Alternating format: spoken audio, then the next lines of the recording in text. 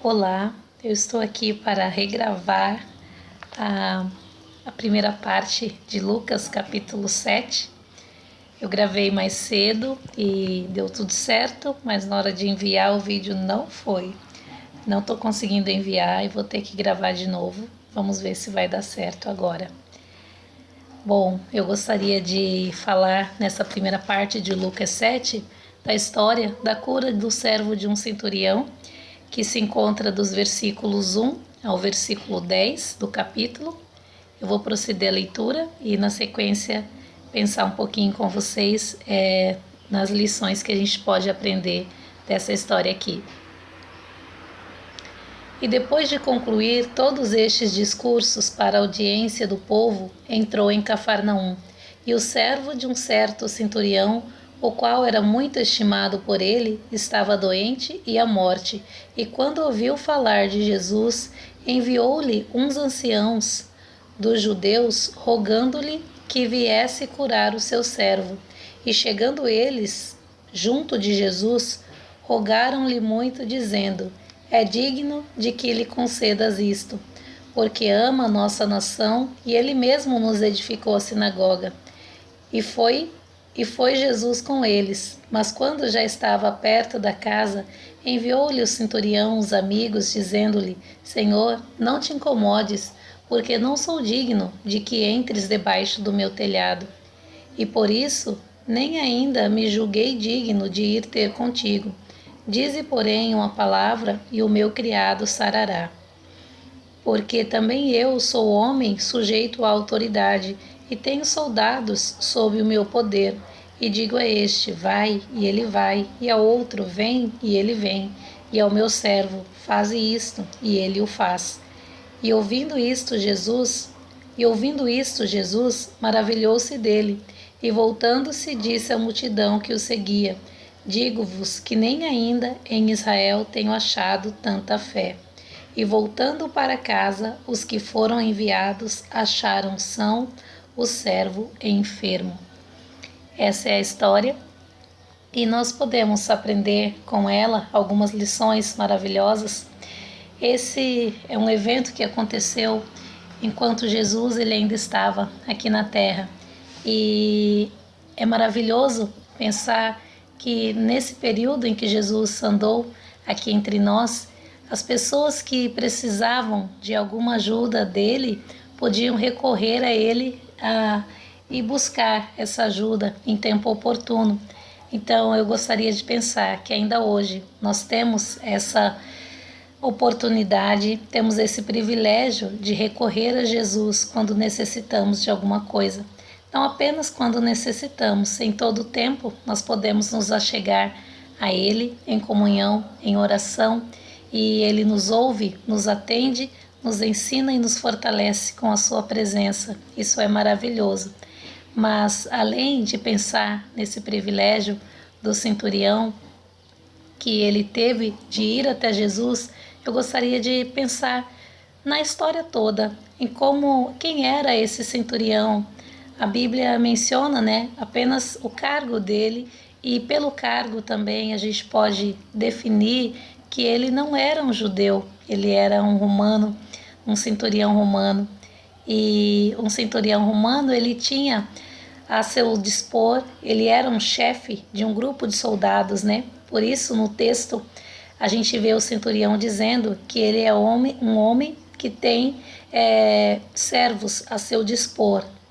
Então, esse centurião, ele não sendo judeu e tendo uma dificuldade, querendo a intervenção de Jesus, a ajuda e o auxílio de Jesus, ele não tem coragem de chegar até Jesus diretamente e falar com ele.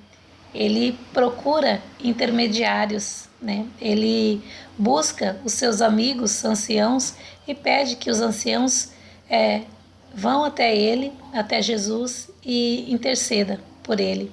E, na verdade, que convide Jesus para ir até a casa dele. E assim os anciões procedem. Jesus, ele concorda em ir até lá e atender a esse pedido do centurião, mas enquanto Jesus está indo, esse centurião, ele manda outros intermediários, outros amigos, falar para Jesus: olha, não se incomode, não venha até minha casa, eu não sou digno de que o Senhor entre até aqui. Então ele estava reconhecendo: olha, eu sei que para o Senhor vir até aqui, o Senhor vai quebrar um preceito da nossa época, um costume cultural, e eu não quero causar maiores transtornos para o Senhor, eu não quero te incomodar, então não precisa vir até aqui. Normalmente os judeus não entram na minha casa, então não precisa entrar até aqui.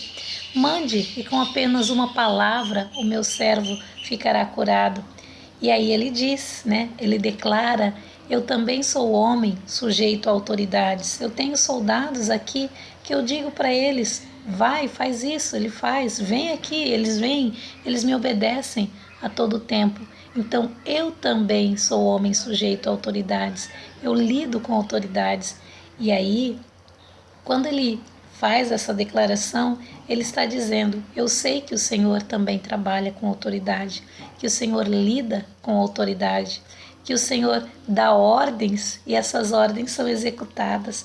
Então manda com apenas uma palavra que o meu criado será curado. Esse homem, quando ele diz isso, ele revela qual era a fé dele, ele revela como ele estava vendo Jesus.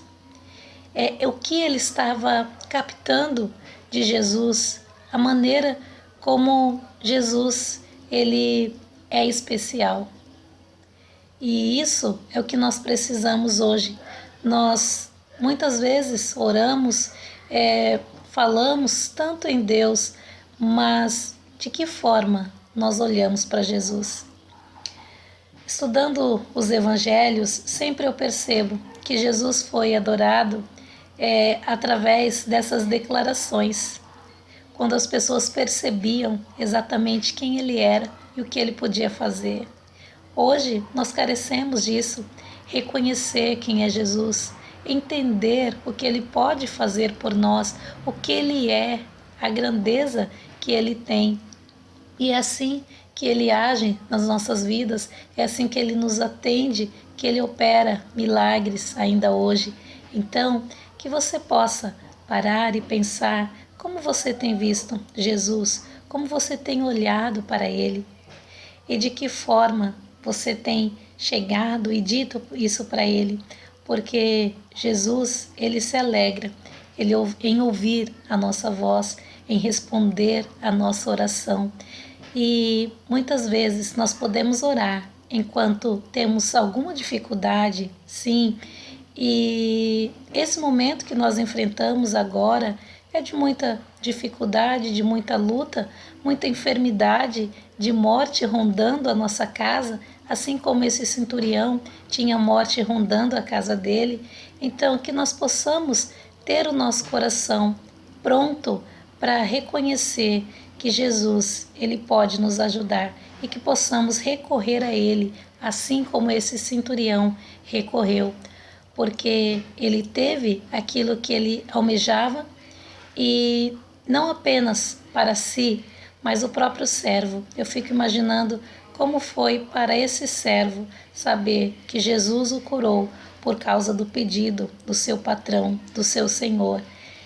Talvez esse servo fosse realmente amigo do seu patrão. O texto diz que o servo era estimado do patrão, mas como o servo tinha o seu patrão? Não sabemos, né? Então que Deus abençoe esta breve meditação, que a palavra dele venha falar aos nossos corações e nos ajudar a entender quem é Jesus, a reconhecer os atributos que ele tem.